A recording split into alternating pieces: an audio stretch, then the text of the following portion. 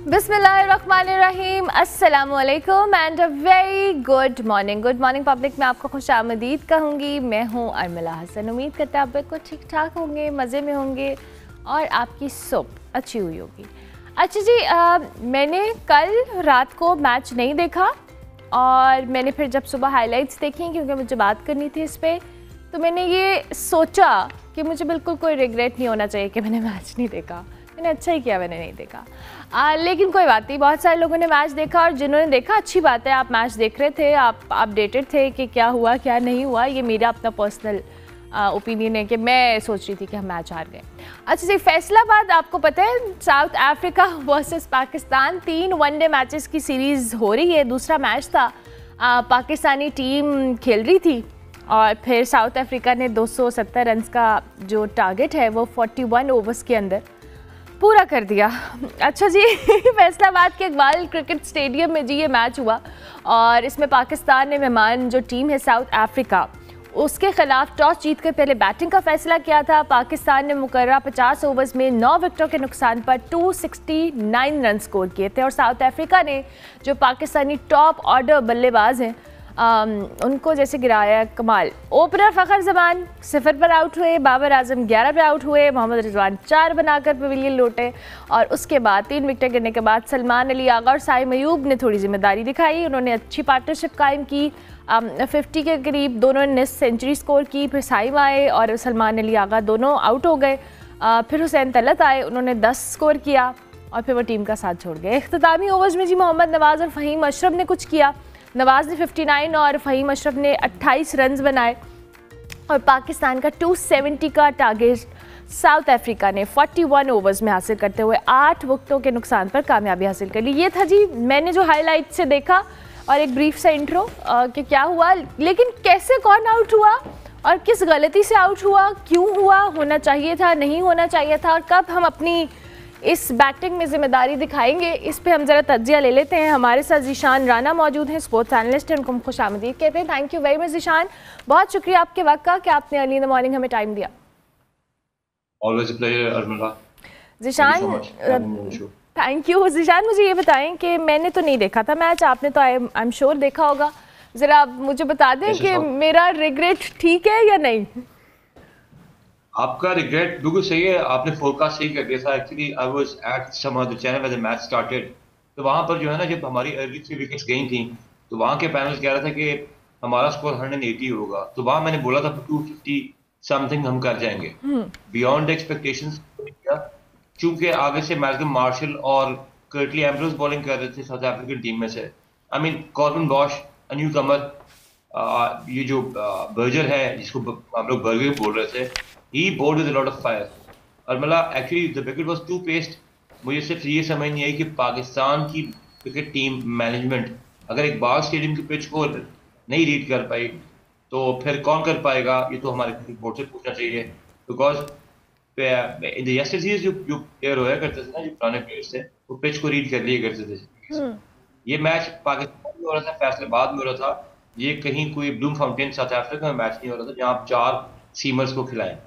पहली बात यह है कि जब कुछ चीज़ टूटी नहीं, आपने उसको फिक्स करने की क्या कोशिश की। आपने वहां पर अबरार अहमद को एज स्पिनर इंक्लूड नहीं किया टीम में। आपने हुसैन तलत के साथ गए, आपने हसन नवाज को जो कि ओपनिंग अपर ऑर्डर का बैटर है उसको पहले अपने छठे साथी में बैटिंग के लिए स्विच करवाया और फिर उसको अपनी टीम से निकाल दिया। देन अगेन आपने इस पिच पे सोचा कि हमें स्पेशलिस्ट स्पिनर की जरूरत नहीं है, फिर आपने एट द सेम टाइम ये भी कहा हमारे पास सलमान आगा भी है और साइम अयूब भी है। तो it was a place for a specialist spinner because Abrar ने लास्ट मैच में को विकेट्स लेके दी थी। सो जब आपको एक स्पिनर विकेट्स लेके दे रहा है, आपको विकेट टेकिंग ऑप्शन है, why did you not use it. फिर आपने लिखा कि आपने टॉस जीता अपने पहले मैच में, यू नो पर्टिकुलर बैल के रात घड़ी होती है और बॉल सीधा सीधा बल्ले पे आता है। जो क्रिकेटर्स हैं they would agree with me कि बॉल सीधा बैट पे आता है और स्किड करके आता है, तो आपकी टाइमिंग जैसे अच्छी होती है, आपको हिटिंग ईजी हो जाती है, बॉलर के लिए बॉल ग्रिप करना मुश्किल हो जाती है। पाकिस्तान ने वंस एक मिस्टेक की थी बांग्लादेश के खिलाफ टेस्ट मैच में लास्ट ईयर, जब आपने पिंडी टेस्ट में 4 फास्ट बॉलर्स खिलाए थे और सबकी पेस 130 से नीचे थी। तो ये वन डायमेंशनल अटैक का हमें फायदा। देखिए, you can always have one odd bad day, I am sorry, कि आपकी जो है आपका बॉल सही जगह ना गिर रही हो, आपसे बैटिंग ना हो रही हो, लेकिन आपने डिसमिसल्स को देखिए कैसी डिसमिसल हुई है। फखर जमान पेस से बीट हुआ, Babar Azam pace and swing and length दोनों से बीट हुआ, और बाबर ने 11 रन की इनिंग में ना 3 बारियां ली हैं, 3 बारी, 3 बारी बाबर को एक चांस मिला है, लेग पुल और एक कैच पकड़ा गया। रिजवान आते साथ बॉल को डक कर रहा है। जब आप डक करते हैं ना, बॉल को नीचे जाते हैं, तो बॉल किसी कंसिडरेबल हाइट पे होता है, वो डक करने के बावजूद गिवन रिजवान की थोड़ी सी हाइट, उसके शोल्डर में बॉल लगा, तो दिस मीन्स कि आप पिच को रीड नहीं कर पा रहे और आपको समझ ही नहीं आ रही हो क्या रहा है। फहीम अशरफ को आपने खिलाया, अच्छा किया फहीम को खिलाया, बट फहीम से आपने बॉलिंग क्यों आप इन द ऑर्डर नहीं करी? क्योंकि जो लोग क्रिकेट देखते हैं समझते हैं, उनको पता है कि फहीम नए बॉल से अच्छी बॉल नहीं कर रहा है। अगर वो अच्छी बॉल कर रहा है वो आपको विकेट टेकिंग ऑप्शन देगा स्टार्टिंग में। Quinton de Kock is a 32 years old player, in fact 33 का हो जाएगा नेक्स्ट मंथ को। उसने 2 साल की अर्मिला ब्रेक ली थी ऑल सॉर्ट्स ऑफ क्रिकेट से, यानी इंटरनेशनल क्रिकेट से। उस लड़के ने आके एक और सेंचुरी लगा दी, हमारे स्टार बैटर्स की सेंचुरीज पूरी हुई उससे। साइम अयूब को देख लें, साइम अयूब ने 54 किए, अपनी हैमस्ट्रिंग उसकी थोड़ी सी खींची बिकॉज नहीं थी प्रैक्टिस, टेम्परामेंट एक्सरसाइज नहीं करते, तो जैसे इसको क्रैम्प लगा ना, I told the panelist at the other channel, मैंने कहा भाई ये आउट हो जाएगा, और वही हुआ। स्ट्रेट बॉलर बैक ड्राइव पे देखिए वो आउट हो गया। तो यहाँ पर थोड़ा सा इसको समराइज करता हूँ, एप्लीकेशन का फुकदान था। मैं इस विक्ट्री से इतना डिवेंटेड नहीं हूँ बिकॉज मुझे पता है कि आप कहीं ना कहीं आप खेलते हैं, you ought to have a bad day, लेकिन bad day as an entire team, entire bowling ये समझ नहीं आई कितना क्लिनिकली खेला है। They defeated you not by 8 wickets, it was an embarrassing defeat because उन्होंने आपको 40.1 ओवर्स में हरा दिया था, और 270 करना 40.1 ओवर में was never easy, because wicket पे ट्रू नहीं आ रहा था, आपके पास सही कैरी बॉल का नहीं आ रहा था, वैसे बैटर आप दो माइंड्स में होते। तो यहाँ पाकिस्तान ने इधर उधर बॉलिंग की, उन्होंने बिल्कुल विकेट के ऊपर बॉलिंग की। फिर पाकिस्तान की किसी भी पिच पर चले जाए, वाइट बॉल के साथ पहला 40-45 मिनट है ना, पिच में जूस होता है। आपने वो इनिशिएटिव टॉस जीत के आपने कहा हम खुद ही बैटिंग करेंगे, शायद हमने कुछ 400 स्कोर उनको डालना था, वो हम डाल नहीं पाए। And mind you, south Africa ने आपको बताया कि अगर आपने उनको शुरू में चांस दे दिया, आपने सही डिसीजन ना लिया, तो this south African team is quite capable of achieving 350, जो टीम 270-40 ओवर में कर सकती है, क्योंकि 350 50 ओवर में नहीं कर सकती। सो होता यही है कि उनके बैटर्स आते हैं, स्विच ऑन स्विच ऑफ करते हैं, कभी अपने माइंड T20 का रखते हैं, कभी T10 की तरह खेलते हैं, कभी सी थ्रू करते हैं। तो ये कुछ चीजें हैं जो कि हमें सीखनी चाहिए। प्लस हमने डॉट बॉल्स बहुत खेली आज भी, यानी कल के मैच में, वो we need to start something of the sorts के पाकिस्तान सिंगल्स को जो है ना किसी भी सूरत में ना छोड़े, आप छोड़ेंगे तब चलिएगा। अच्छा, ये आपने बड़ा अच्छा एनालिसिस दे दिया ज़ीशान, क्योंकि अभी आप जो बात कर रहे हैं, ये जो पिच रीच करने वाला आपका पहला पॉइंट है, मैं इसी पे आऊँगी। हमने पहले मैच में भी समहाउ हम प्रॉपरली पिच को रीच नहीं कर पाए, वी वर लकी, और हमने अच्छा भी खेला, मैं ये नहीं कह रही हूँ कि हमने बहुत बुरा खेला, पहले मैच में we played well, but still pitch reading हमें पहले मैच में भी प्रॉब्लमैटिक रही है हमारे लिए। और ये यू आर सो राइट कि हम अपने मुल्क में अपने ही एक शहर के स्टेडियम में मैच खेल रहे हैं, और अगर हम पिच वहाँ पे रीड नहीं कर पा रहे तो हाउ कैन वी एक्सपेक्ट कि अगर हम न्यूजीलैंड या साउथ अफ्रीका या कहीं भी जाके खेलेंगे तो हम उसको करेंगे। और सेकेंडली, ये जो आपने जिम्मेदारी की बात की है, ये जो डिसीजंस हैं ज़ाहिर है मैनेजमेंट भी करती है, लेकिन ये कैप्टन की भी समहाउ जिम्मेदारी है कि आप नवाज का आपने जहाँ जिक्र किया कि आप उसको 7 नंबर पे ले गए, आपको उसको पहले खिलाना चाहिए था। ये डिस्टर्बेंस एक्सपेरिमेंटल हम इतने हो सकते हैं क्या वनडे सीरीज में, जिसमें हम पहले इतना स्ट्रगल करते हैं? देखिए अब्दुल्ला, वेरी पर्टिनेंट क्वेश्चंस। पहली बात ये, आप पिच को तभी रीड करेंगे जब आप ग्राउंड्स में जाएंगे। जब आप ग्राउंड्स में जाएंगे ना, you only will be in a position to read pitches. Pakistan में ट्रेंड ये कि टियर 1 सिटीज में फिरो, मेट्रोपॉलिटन में जाओ, कॉस्मोपॉलिटन में जाओ, टियर 2 क्रिकेटिंग सिटीज में ना जाओ। ऐसा इज बिग सिटी, बहुत अच्छा पर सब कुछ है वहां पर, किसी ने बॉदर ही नहीं किया होगा वो जाना, वहाँ के किसी क्यूरेटर से बात करना। तो जब आपको पिच के बिहेवियर के नहीं पता, आई कैन बेट एक पीसीबी के जो लोग डिसीजन मेकर्स हैं, उनके से अगर आप कैंडिडेट पूछे ना, आप फैसलाबाद की पिच लास्ट में कब आपने देखी थी, तो उनके पास आंसर नहीं होगा इस चीज।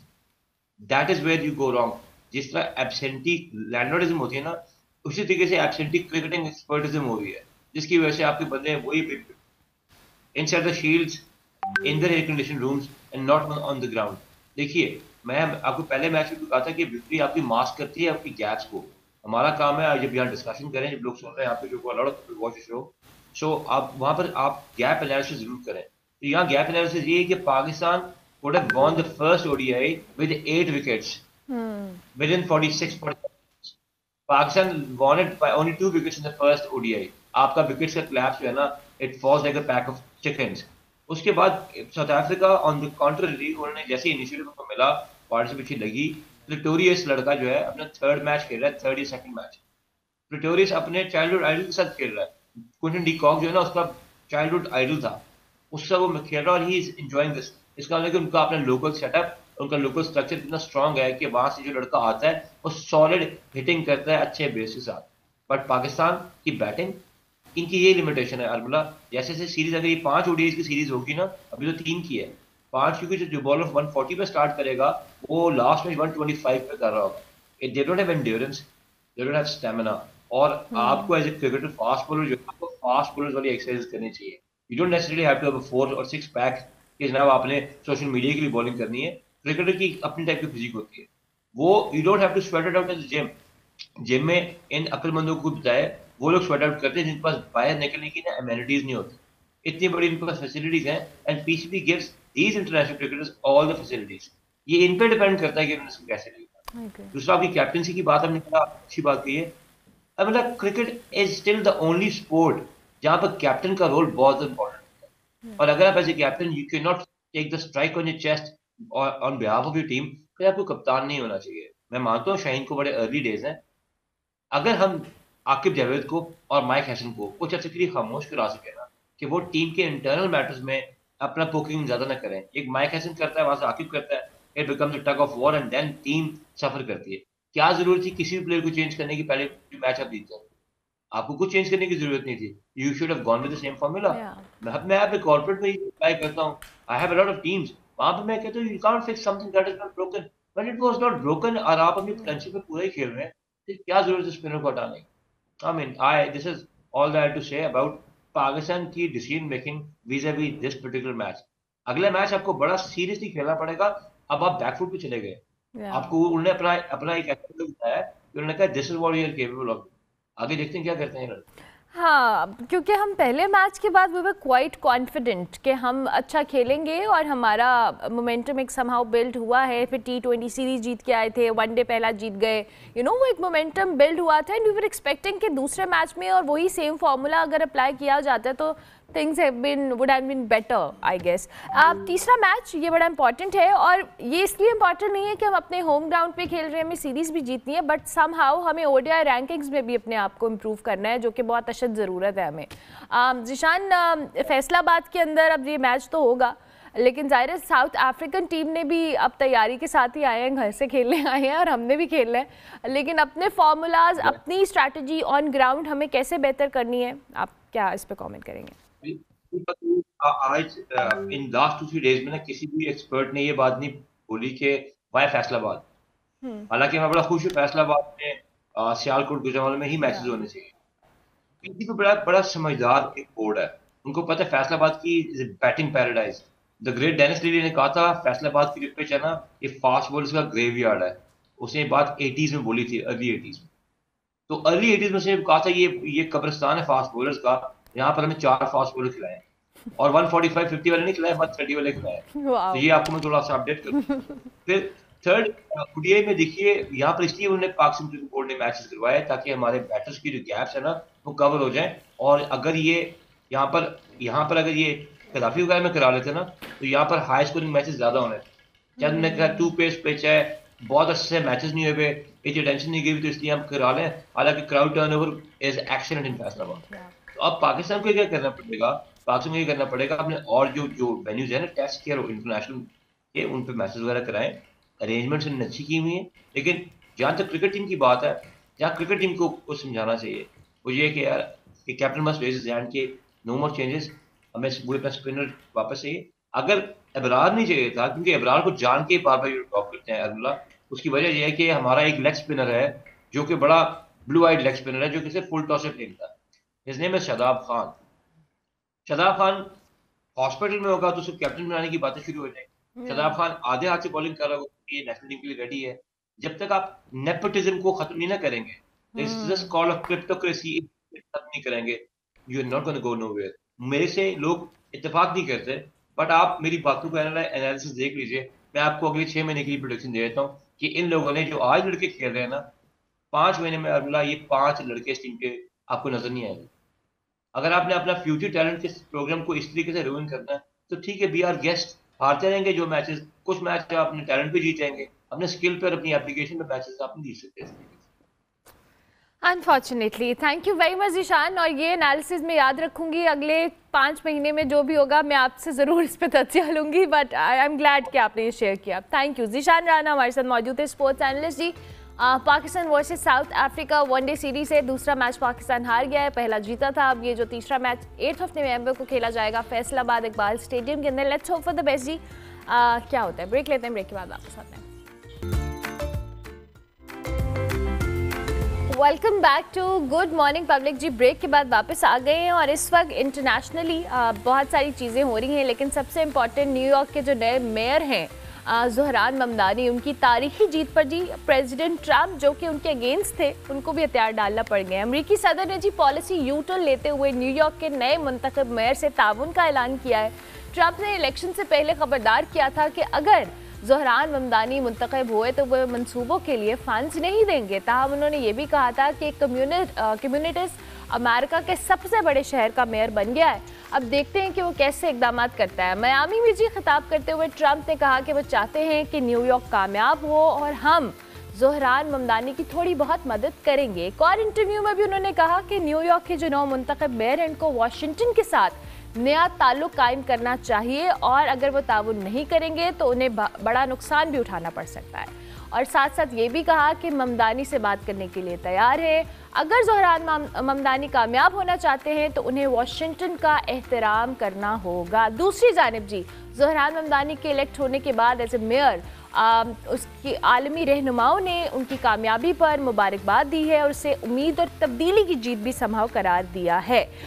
इस वक्त हमारे साथ हमारी जो गेस्ट मौजूद हैं जी, मैं उनका तारुफ करवाती चलूँ। डॉक्टर मिन्हाज मजीद खान मौजूद हैं, professor and chairperson department of international relations university of Peshawar. बहुत शुक्रिया डॉक्टर साहिबा कि आपने हमें ज्वाइन किया। ज़ाहिर है इस वक्त इंटरनेशनली ये सबसे ज़्यादा जो कह ली सरगर्म चीज़ है जो कि हम अपनी टीवी स्क्रीन्स पर भी देख रहे हैं और बड़ा सेलिब्रेट किया जा रहा है जी न्यूयॉर्क का मेयर मुंतखब होने पे ज़ोहरान ममदानी को, क्योंकि इसको एक हिस्टोरिकल समहाउ जीत करार दे रहे हैं सब। जी बिल्कुल, आप सही कह रही हैं। हिस्टोरिकल इन टर्म्स ऑफ के he is the youngest mayor, फिर फर्स्ट साउथ एशियन है और दूसरे ये है, तीसरे ये है कि मुसलमान है।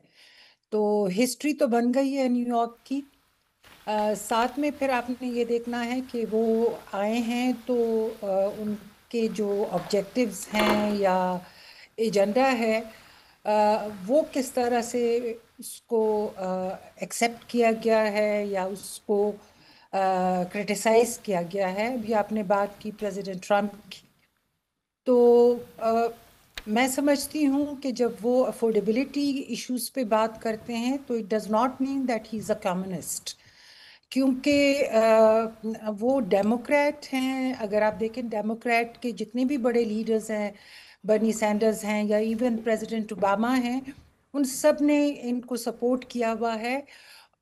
सोशलिस्ट वो अपने आप को खुद कहते हैं, क्योंकि वो जो है वर्किंग क्लास के इश्यूज पे बात कर रहे हैं। वो बात कर रहे हैं जो क्लास डिफरेंस है उनकी बात कर रहे हैं। खुद इमिग्रेंट हैं ये, तो इमिग्रेंट्स या जो लो पेड कम्युनिटीज़ हैं उनके सपोर्ट की बात कर रहे हैं। पहले अगर आप देखें तो पहले या तो पुलिसिंग और लॉ एंड ऑर्डर पे बात ज़्यादा होती थी, क्योंकि न्यूयॉर्क एक बहुत अहम शहर है और इकोनॉमिक हब समझा जाता है अमेरिका का। तो इस सिलसिले में उनके लिए चैलेंजेस भी बहुत ज़्यादा हैं।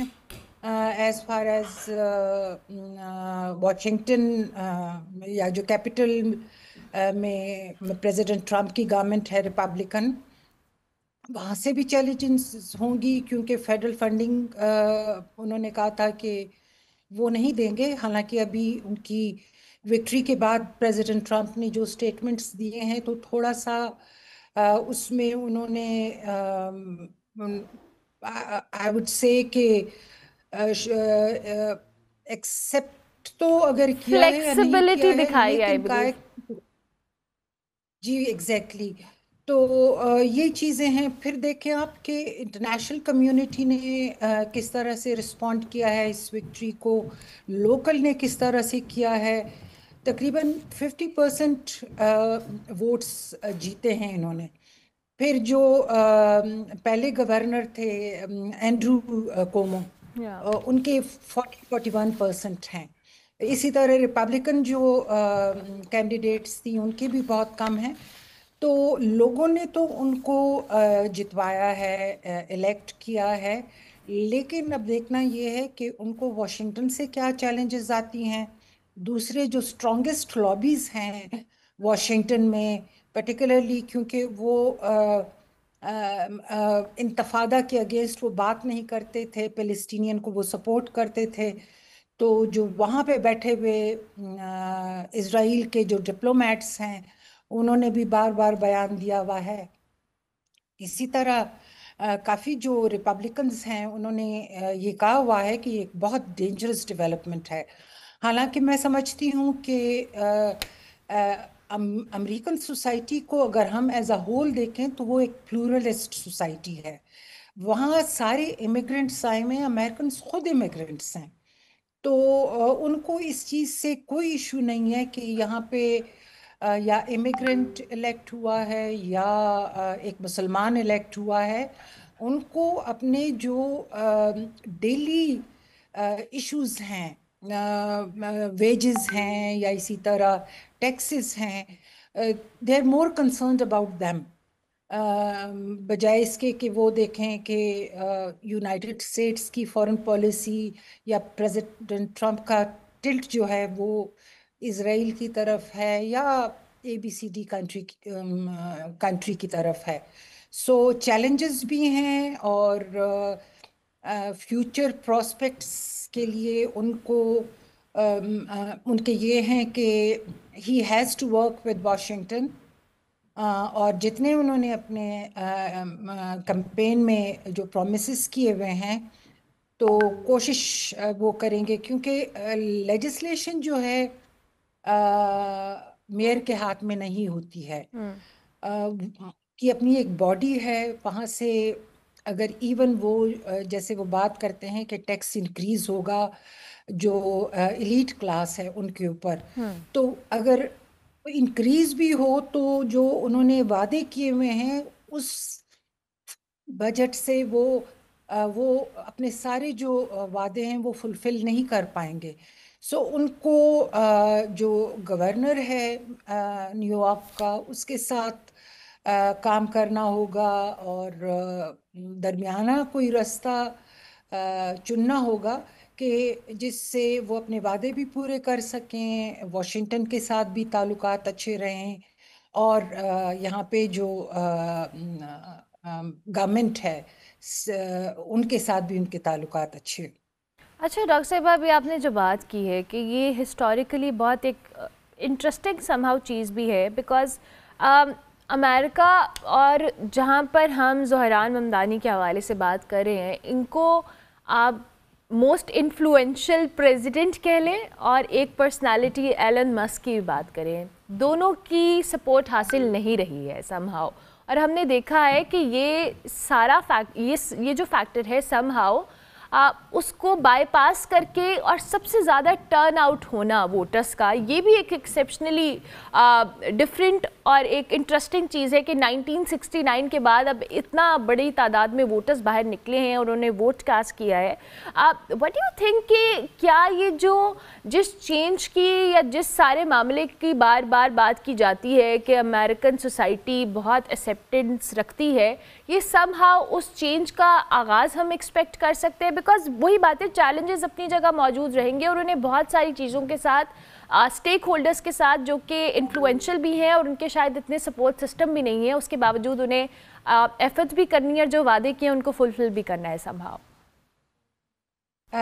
बिल्कुल आपने ये सही बात की। दो बड़े इन्फ्लुएंशियल लोग, एक US का प्रेसिडेंट है, दूसरा जो है एक मल्टी बिलियनर मैं आपको कहूँगी कि जिसका भी एक तरह से रोल है अमेरिकन पॉलिटिक्स में, क्योंकि अमेरिकन पॉलिटिक्स को अगर हम लोग देखते हैं, प्रेसिडेंशियल इलेक्शंस होते हैं या जो स्टेट्स के गवर्नर होते हैं, तो वो इलेक्शंस जो होते हैं थ्रू स्ट्रॉन्गेस्ट लॉबीज जो हैं यूनाइटेड स्टेट्स में, उनके थ्रू होते हैं। और एक जो सबसे ज़्यादा इन्फ्लुएंशियल लॉबी है वो AIPAC है, जूइश लॉबी जो है। वो प्रेसिडेंट ट्रंप के अगर हम इलेक्शन की बात करें या इसी तरह बहुत से बाकी दूसरे इलेक्शंस हैं, क्योंकि फाइनेंशियली सपोर्ट इलेक्शन कैंपेन में इन्हीं लॉबीज से मिलती है। दूसरे, एलन ट्रंप ने खुद फाइनेंशियली प्रेसिडेंट ट्रंप की जो इलेक्शन कैंपेन थी उसको सपोर्ट किया था। दो अभी उनके डिफरेंसेस हैं, सरफेस पे आए हैं और ताल्लुकात वो नहीं रहे जो जैसे कि हम समझते थे कि उनकी वजह से फॉरेन पॉलिसी या डोमेस्टिक पॉलिसी में एलन ट्रंप की वजह से चेंजेस आएंगी। लेकिन ये है कि अभी भी वो एक बहुत इन्फ्लुएंशियल फिगर हैं यूनाइटेड स्टेट्स की पॉलिसीज़ में। और वजह उनकी जो फाइनेंशियल पोजीशन है यूनाइटेड स्टेट्स में, मैं समझती हूँ उसका बहुत बड़ा हाथ है उसमें। तो इन दोनों की मुखालफत के अलावा आप ये देखें कि तकरीबन पूरी रिपब्लिकन पार्टी जो है, जिसको हम एक कंजर्वेटिव पार्टी कह सकते हैं, वो एक साइड पे है। और यहाँ पे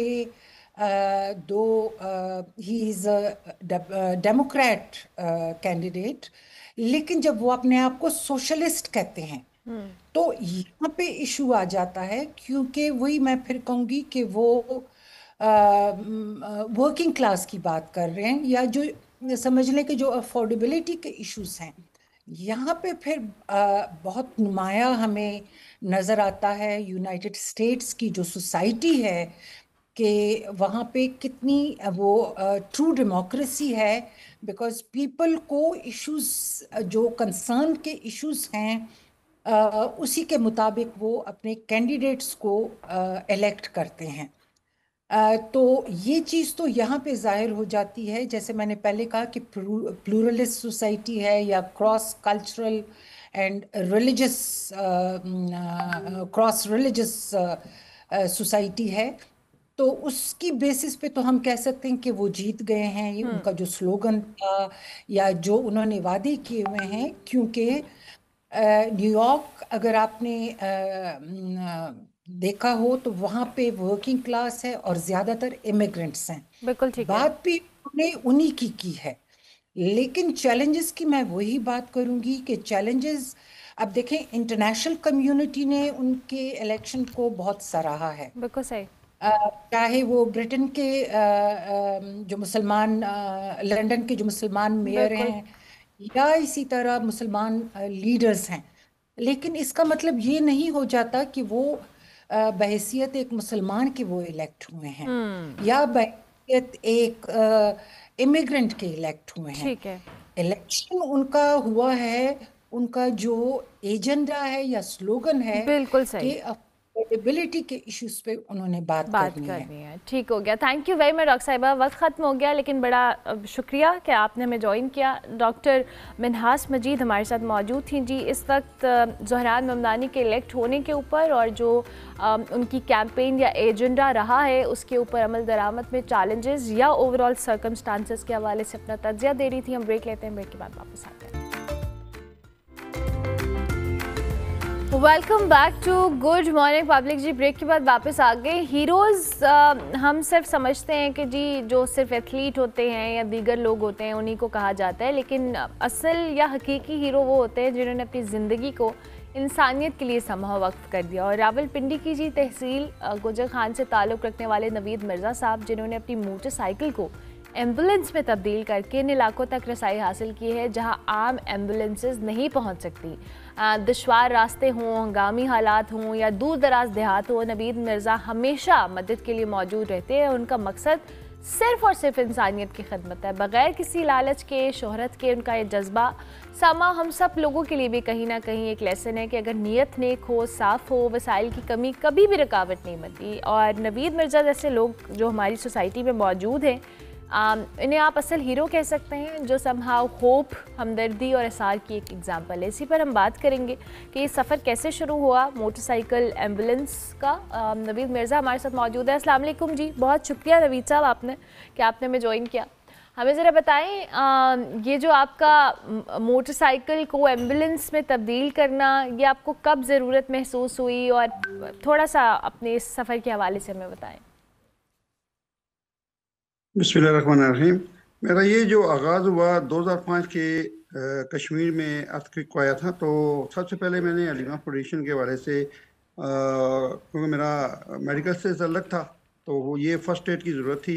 वहाँ काफ़ी इंजर्ड थे, जिनके काफ़ी सारी उनके जिस्म के, किसी के हाथ ज़ख्मी थे, फ्रैक्चर हो गए थे, किसी को स्वेलिंग वगैरह हो गई थी, पाँव वगैरह उनके बड़ी बड़ी रॉक्स आई, उनमें कट गए, काफ़ी सारी इस तरह की इंजरी थी। मैं लेके गया एम्बुलेंस, मेरी आम पहले थी गाड़ी, उसको मैंने सारी सिस्टम रखे जिसमें ऑक्सीजन, नेबुलाइजिंग, फर्स्ट एड बॉक्स, सारी चीज़ें जो उनको ज़रूरत थी, जो उन हालात में ज़रूरत पड़ती है, वो मैं चीज़ें लेके गया था।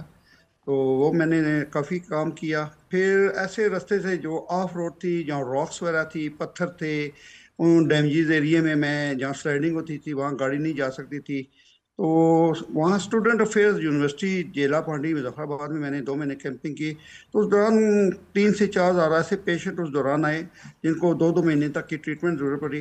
बेसिक ट्रीटमेंट जो उनकी जो विद इन वीक करनी पड़ती है, एक हफ्ते के अंदर जो इनको इन्फेक्शन वगैरह होती हैं, उनको मैंने ड्रेसिंग वगैरह की, मुफ्ती चीज़ें मेरे पास सारी थी फर्स्ट एड की।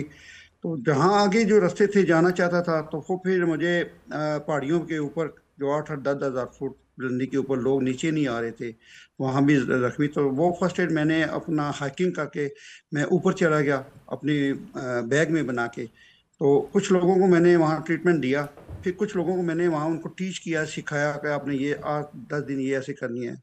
ओरल मेडिसिन दी ताकि वो एंटीबायोटिक वगैरह खाएंगे, पेन किलर वगैरह, तो सेटल हो जाएंगे। कुछ ऑइंटमेंट वगैरह भी दी, ड्रेसिंग का प्रोसीजर उनको बताया, तो वो काफ़ी। फिर मैंने वहीं से उस एम्बुलेंस से मैंने एक ये अखज़ किया कि यहाँ ये गाड़ियाँ नहीं जा सकती, जहाँ लोग सिर्फ चल के जा सकते हैं, या पहाड़ियों के नीचे कोई खैयाँ हैं चले जाते हैं, या पहाड़ियों के ऊपर।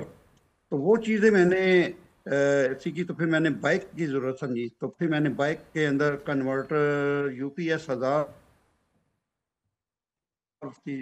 वाट्स का, जिसके ऊपर नेबुलाइजिंग चल सकते हैं, क्योंकि पहाड़ी एरिया में ज़्यादा लोगों को बहुत ज़्यादा ज़रूरत पड़ती है, अस्थमा हो जाता है, दमे के मर्ज होते हैं, तो फिर और भी क्रिटिकल केस होते हैं। तो मैंने फिर ऑक्सीजन, नेबुलाइजर, सेक्शन मशीन, तो इस तरह की चीज़ें मज़ीद भी और मैं नाम लेना चाहूँगा, जो फर्स्ट एड में मेरे पास काफ़ी सारी होती हैं, वो ज़रूरत पड़ती हैं, तो मैंने उनको प्रोवाइड की। ज़बरदस्त जी। तो वहाँ से फिर मैंने जी आगे कंटिन्यू करें।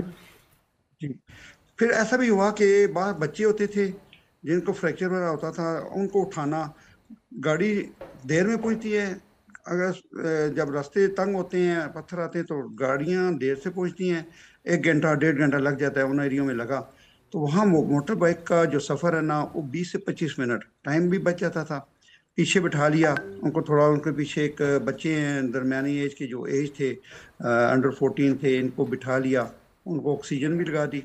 अगर नेबुलाइजिंग की ज़रूरत पड़ी तो ये एक्टिव थी, उसको 12 वोल्ट में मैंने कन्वर्ट किया जो इलेक्ट्रिसिटी थी, तो वो चीज़ें एक्टिव थी। ECG भी थी, सेक्शन मशीन वगैरह भी। तो ये मैं एक इसी तरह मैसेज देना चाहूँगा साथ साथ कि बाइकर विजिट करने के लिए अगर जाते हैं, तो ये भी एक अच्छे नेचर को दिखाने के लिए उनका ट्रेंड होना बहुत ज़रूरी है कि उनको फर्स्ट एड आनी चाहिए। कोई रोड साइड एक्सीडेंट हो जाता है, रास्ते में कई इंजर्ड मैंने देखे हैं, तो उनको मैं गाड़ी खड़ी करता हूँ, मेरे पास सारा साजो सामान होता है, तो रास्ते में पायोडीन ज़रूरत पड़ती है, कोई ऑइंटमेंट, ड्रेसिंग करनी पड़ती है, 2 इंच की 4 इंच की क्ले बैंडेज समेत हर चीज़ मेरे पास, सोफ्रा ट्यूब हो गया, ये चीज़ें यूटिलाइज करते हैं हम, तो उनका फर्स्ट एड। तो ये एक रोड साइड की एक्सीडेंट की कंडीशन में भी, और जो डिसास्टर आते हैं सैलाब ज़दागान जगह, या कोई बीमारियां आ जाती, वबा जैसे कोरोना आ गया, कोरोना में भी ऑक्सीजन सख्त ज़रूरत पड़ती थी, घर से लेके हॉस्पिटल की कैजुअलिटीज़ तक, प्रोसीजर रूम तक उनको पहुंचाना oxygen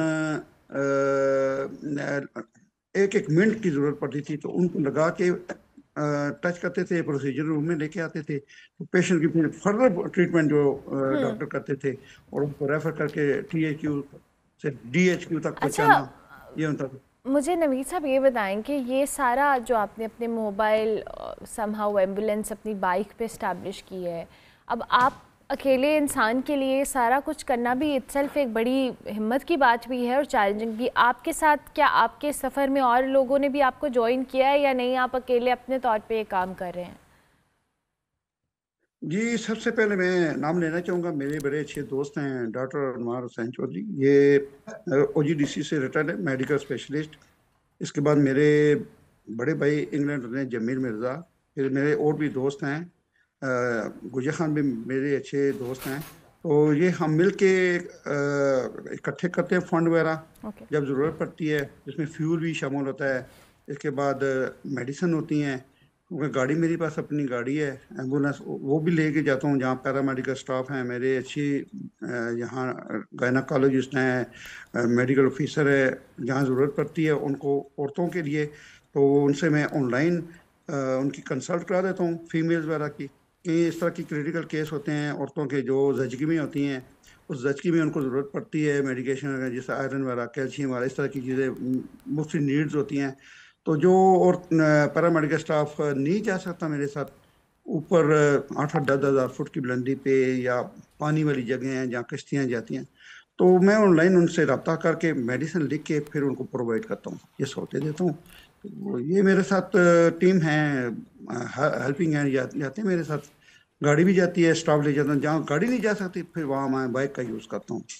okay, that's very interesting. अब मुझे ये बताएं कि किन किन इलाकों में आप अभी तक, जैसे आपने सैलाब और वो उन अर्थक्वेक वाले इलाकों का तो जिक्र किया, लेकिन आप अपनी तहसील के इर्द गिर्द भी जाते हैं, कौन से ऐसे स्पेसिफिक एरिया हैं जहाँ आपको लगता है कि लोग इतनी अगर उनको खुदा ना खास्ता इमरजेंसी है तो इतनी जल्दी नहीं पहुँच पाते?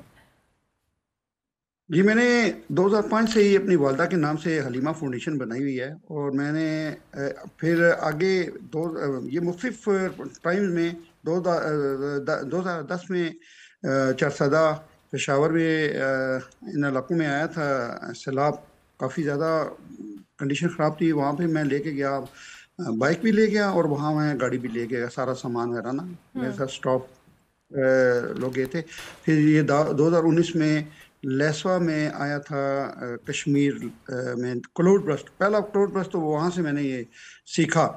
2005 की एम्बुलेंस से ये सीखने का मकसद था कि मुझे क्या प्रॉब्लम है, मुझे कैसे जाना चाहिए कि मेरे पास आसानी से हम पहाड़ियों में आगे चले जाएं, उन इलाकों में चले जाएं जहाँ कोई नहीं जाता। तो मेरा सबसे बड़ा मिशन ये होता है वहाँ जाया जाए जहाँ कोई नहीं जाता। तो सिब्बी में चला गया 2022 में, जो सैलाब आया था बलूचिस्तान में, वहाँ मैंने 6 कैंप्स किए। 906 किलोमीटर का डिस्टेंस बनता है ये गुजर खान से कोयटा तक। 14 घंटे में मैंने एक ही दिन में वहाँ मैंने किला सैफुल्ला और नवा किली कोयटा में, फिर आगे मैंने सिब्बी में मैंने कैंप लगाया, फिर शिकारपुर डेरा लिया, ये 6 कैंप करके तो तकरीबन 2400 किलोमीटर सफ़र आना जाना बनता है। तो ये मैंने कवर करके वहाँ दवाएं लेके, तो उनको मेडिसिन वगैरह दे के दवाएं लेके मैं आ गया।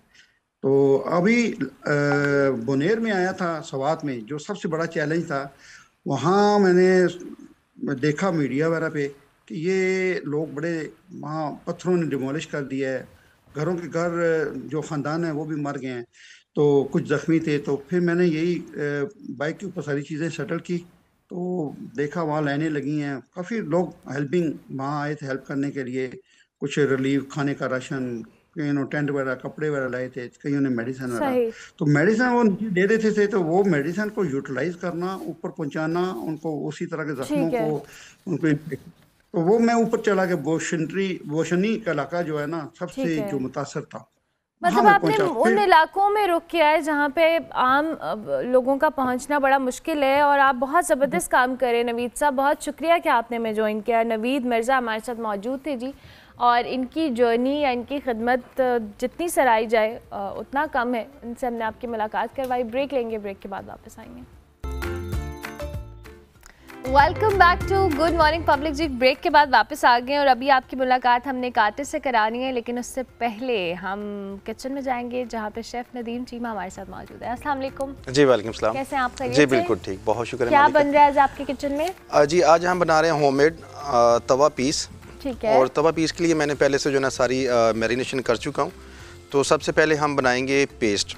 ठीक है। तवा पीस की जो पेस्ट मैं बना के तवा पीस जो है ना तैयार कर चुका हूँ। कुछ पेस्ट इस तरह से बनेगी और इसके अंदर जो है ना हम ऐड करेंगे अदरक लहसुन की पेस्ट और सिरका और सॉल्ट 1 kg के अंदर 1 टीस्पून और रेड पाउडर 1 टीस्पून और हल्दी ½ टीस्पून और धनिया पाउडर ½ टीस्पून, गरम मसाला ½ टीस्पून और ब्लैक पेपर ½ टीस्पून और मस्टर्ड सॉस जो है ना एक टेबल स्पून। ठीक है। और इसको अच्छी तरह से मिक्स करके इसमें योगर्ट का इस्तेमाल करेंगे और ऑलिव ऑयल का, और इस तरह से हमारी पेस्ट आएगी। यस। तो इसके बाद हमने इसे कोई आधा घंटा जो है ना फ्रीज़र में रिटार्ड किया है और रिटार्ड करने के बाद हमारी शेप जो है ना इस तरह से इसको मैंने रिटार्ड करने के बाद फुल आंच के ऊपर फ्राई किया है और उसके बाद बिल्कुल लाइट से जो है ना लाइट सी आंच के ऊपर मैंने इसे आधा घंटा दम दिया है और दम के बाद जो है ना इसकी देखिएगा ये शेप आई है। ओके। और अब जो है ना इसकी हम बनाएंगे जैसे कौरमे की बनाते हैं पेस्ट, जो कौरमे के लिए इस्तेमाल करते हैं। तो यहाँ पे शेफ़ चांद मेरे साथ मौजूद हैं जो कि मेरी हेल्प कर रहे हैं। तो हमारी पेस्ट जो है ना तैयार हो चुकी है और इसके बाद हम इसको इसके अंदर भी डिप कर सकते हैं। ठीक है। और इसके ऊपर भी आप जैसे कर सकते हैं। right? और इसके अंदर भी डिप कर सकते हैं और हम इसको सेपरेट भी सॉस को इस्तेमाल कर सकते हैं। अच्छा जी, इसके बाद अच्छा ये पीस का एक बड़ी मेन चीज़ है कि जब ये फुल पीस होता है ना ऐसे इसको हाफ कट करके अंदर से वो फैल जाता है पीस। बिल्कुल ठीक है। तो ये भी हम नेक्स्ट जो है ना शो में बताएंगे। और इसको हम जो है ना इसमें हमारी पेस्ट जो है ना तैयार हो चुकी है। एक तो स्टाइल जो है ना हमारा होममेड के अंदर ये चीज़ हो चुकी है और सेकंड जो है ना हम इसके ऊपर भी ऐड कर सकते हैं। अच्छा, इसके ऊपर जो है ना स्पाइस मैंने बहुत कम रखा है, तो हम जो है ना लास्ट में यूज़ करेंगे चाट मसाला। ओके। दोनों साइडों के ऊपर और इसके ऊपर लीमू का रस और दोनों साइड पे। और देखिए कितना टेंडर जो है ना हो चुका है। तो इसके ऊपर जो है ना हम करेंगे लास्ट में गार्निश। ठीक है। गार्निश आप जो है ना धनिया की या किसी भी चीज़ की जो है ना इसके ऊपर आप लास्ट में कर सकते हैं। फाइनल प्रेजेंटेशन जी दिखा दे कैमरे में। यस, बिल्कुल रेडी हो गया। Okay, interesting. ये ऑफ कर दें। तो ये हमारा जो है ना फाइनल लुक इसकी निकल चुकी है। बेहतरीन, ज़बरदस्ती, देखने में बहुत अच्छा लग रहा है। आई होप इसका टेस्ट भी बहुत अच्छा होगा। I am sure in fact. Thank you very much chef Nadeem, बहुत शुक्रिया आपका कि आप तशरीफ़ लाए, इतनी अच्छी रेसिपी आपने शेयर की जी। और अब हम आगे बढ़ते हैं प्रोग्राम में। अच्छा, आज मेरे लिए बड़ी इंटरेस्टिंग चीज़ है कि आज जो हमारे पास आर्टिस्ट आई हैं तकरीबन कोई 5-6 साल पहले, when she was studying at NCA, मैंने इनका तब इंटरव्यू किया था और ये मुझे आज पता लगा कि इन्होंने ग्रेजुएट भी कर लिया, ये 5 साल से पढ़ा भी रही हैं और मैं अब अपने आप को थोड़ा बूढ़ा फील कर रही हूँ कि कितना टाइम हो गया मुझे। अच्छा जी, बहुत ज़बरदस्त आर्टिस्ट है। इन्होंने नेशनल कॉलेज ऑफ आर्ट से जी 2019 में प्रिंट मेकिंग की ऑनर्स के साथ ग्रेजुएशन किया। फिर उसके साथ साथ इन्होंने इनकी जो आर्ट है वो बेसिकली ट्रांसफॉर्मेशन हो, मेमोरीज़ हो, रेजिलियंस हो, उसके ऊपर मबनी है। और उनके काम में नेचर का एलिमेंट भी आपको बहुत ज़्यादा नज़र आता है, सिंबलिज्म का आता है, और फिर जो ह्यूमन इमोशंस हैं उनको बड़े खूबसूरत अंदाज में इनकी आर्ट में आप ऑब्ज़र्व भी कर सकते हैं, देख भी सकते हैं। हम ज़रा इनके इस हवाले से भी बात करेंगे। और अब ये NCA में विजिटिंग फैकल्टी के तौर पे पढ़ा भी चुकी हैं। 2020 से प्रिंट मेकिंग वर्कशॉप्स भी कंडक्ट करा रही हैं और रिसेंटली इन्हें ग्लोबल आर्ट एम्बेसडर के तौर पे भी नॉमिनेट किया गया है। इस वक्त हमारे साथ मौजूद हैं जवेरिया नवाज़, उनको खुशामदीद कहेंगे। अस्सलाम वालेकुम जवेरिया। वालेकुम अस्सलाम। बिल्कुल ठीक। जवेरिया, मुझे बहुत बुरा लग रहा है, आई स्वेयर, पता नहीं क्यों। You look amazing. लेकिन आई एम सो ग्लैड कि आपने माशाल्लाह इतना सब कुछ अपनी लाइफ में अचीव किया है। और आप जिससे टैलेंटेड आर्टिस्ट, आई बिलीव कि सारी जर्नी आपकी बड़ी चैलेंजिंग होती है, बड़ी इंटरेस्टिंग होती है। So tell us about your journey. कैसे स्टार्ट हुआ था, जो आपकी आर्ट थी, शौक था, एक्सीडेंटली आपने इसमें आए? एक्सीडेंटली तो वैसे कोई नहीं आता, आई बिलीव आर्टिस्ट होता है। So मैं हमेशा से इंक्लाइंड थी आर्ट की तरफ। Due to my dad's nature of job, हम फॉरेस्ट और नेचर के करीब बहुत ज़्यादा रहे हैं, और उसकी वजह से मेरी inclination anyways towards animals, towards flora fauna was very different from what I feel कि लोगों की है, क्योंकि मैं इंटरेक्ट एवरीडे बेसिस पे लोगों से ज़्यादा उन चीज़ों से कर रही थी। बिल्कुल ठीक है। घर वापस आके स्कूल के से I wasn't going playing with kids, मैं पौधे और कीड़े और लेडी बग्स और बटरफ्लाइज wow. उनको ऑब्जर्व कर रही होती थी। I would be carrying 2 red baskets, और मेरा स्कूल से घर आने के बाद लंच के बाद ये होता था कि मैं खेलने नहीं जा रही थी, मैं ये कलेक्ट कर रही होती थी। So I was very observant towards nature शुरू से, और काम करते हुए आगे जब मैंने मेजर अपना फाइनल फील्ड की तरफ डिसाइड किया तो आई न्यू कि मैंने आर्ट्स में ही जाना है, फाइन आर्ट्स में ही जाना है। और अब ये है कि मैंने जब NCR के अपने सारे ब्लॉग्स चेक किए तो उसमें I loved print making the most, because वो एक मीडियम था कि एक तो हम अनअवेयर हैं उससे, और दूसरा ये कि उसमें आप सब कुछ कर सकते हैं। या सो अभी तक का जो आपका ये प्रिंट मेकिंग वाला जर्नी है, और साथ साथ आप डिफरेंट फॉर्म, जैसे आपने कहा कि you are being very close to nature, पौधे और आपकी इवन सांप, खरगोश, ये सारी चीज़ें मैं भी देख रही थी, ये कैसे अपनी आर्ट के अंदर डिपिक्ट करती हो somehow? So what I love doing is कि मुझे हर क्रिएचर में ह्यूमन कनेक्शन फील होता है। Okay. Let's say ravens, हमारी एक अंडरस्टैंडिंग है जो कि हमें पास ऑन की जाती है, एक negative thought about one thing. ये ह्यूमन इमोशंस को मैं डिपिक्ट करती हूँ through animals, it's more subtle, because बहुत सारी चीज़ें अगर आप डायरेक्टली कह रहे होते हो तो लोग ट्रिगर हो जाते हैं या अनकम्फर्टेबल हो जाते हैं, बट अगर हम सिम्बॉलिकली या मेटाफोरिकली यूज़ कर रहे होते हैं तो लोगों के लिए रेजोनेट करना, अंडरस्टैंड करना ईजी होता है। So let's say if I am using raven, what I am talking about is कि वो कम्युनिटी, उनकी कम्युनिटी होती है, दे ग्रीव, दे मोर्न, अगर कोई मर जाता है उनके अंदर से तो वो एक्चुअली उनको अफसोस होता है, वो रिवेंज रखते हैं अगर कोई चीज़ हो जाए या किसी ने किसी दूसरे क्रो को मार दिया इंसान ने या कुछ, they remember, there memory is strong. इंसान के 7 साल का उम्र का जितना बच्चे की ब्रेन IQ level है, almost that's what a raven would have. Oh. Then with serpents too and here too, I would depict myself and people around me उन चीज़ों के थ्रू, क्योंकि बहुत सारे I think हर क्रिएचर को आप इंसान से, इंसान की हैबिट से रिलेट कर सकते हो to an extent. Okay, that's So interesting. when I saw these things in person तो मुझे रियलाइज़ हुआ कि let's say raven एक नेगेटिव थॉट रखा गया है, सर्पेंट एक नेगेटिव चीज़ रखी गई है, मॉथ्स एक नेगेटिव चीज़ रखी गई है, but that's passed on fear. मुझे लगता है कि अगर आप किसी चीज़ को अपने लेवल पे अंडरस्टैंड करते हो, डरने की चीज़ नहीं है। सांप आपको सिर्फ तब काटेगा जब आप उसको थ्रेटन फील करोगे या आप उसकी टेरिटरी में हो। Same is the case with every other thing. जानवर या कोई भी इंसान, they can't have one side, there is always another side to it. So that's what I try to speak about in my work. Lovely, lovely. That's very interesting. अच्छा, मुझे ये बताओ Javeria, most of the time जैसे आप मुझे बता रही हो दो कि मैं भी उतनी अंडरस्टैंडिंग आर्ट की नहीं रखती हूँ। Since you are an artist, तो एक आर्टिस्ट जब अपना काम कर रहा होता है, डिस्प्ले कर रहा होता है, तो आम पब्लिक के लिए उसके साथ रेजोनेट करना, उसको अंडरस्टैंड करना, it's challenging and I believe कि हर कोई नहीं समझता, कुछ लोग समझ भी जाते हैं। सो हर एक की अंडरस्टैंडिंग के मुताबिक करना, जो आपने कहा कि आप रिलेटेबल कर रहे हो somehow, but still over time कितना फ़र्क पड़ा है लोगों की अवेयरनेस में when it comes to you know understanding art? I think it's been exceptionally amazing, क्योंकि आप एज एन आर्टिस्ट जो चीज़ बना रहे होते हो आपको लगता है लोग वैसे परसीव करेंगे, but once you liberate yourself from this idea कि जो मैंने कहा है सबको वही दिखे और वही समझ आए, तो आप अपने काम के साथ जो डायलॉग है वो बहुत इंटरेस्टिंग हो जाता है। My favourite thing is to step back when people are in my show और वो काम देख रहे हैं, वो क्या बातें कर रहे होते हैं। I think most of the time people will have their own perspective. For me that's the whole idea. Okay, कि जो मैंने अपनी थीसिस में इंस्टॉलेशन की थी, वो was like 18 feet by 20 feet installation on a wall, तो उसमें यही क्रिएचर्स थे, but the colour palette that I used, लोग आके कह रहे थे उसमें सरपेंट्स और ड्रैगन्स थे और उसमें फिश थी।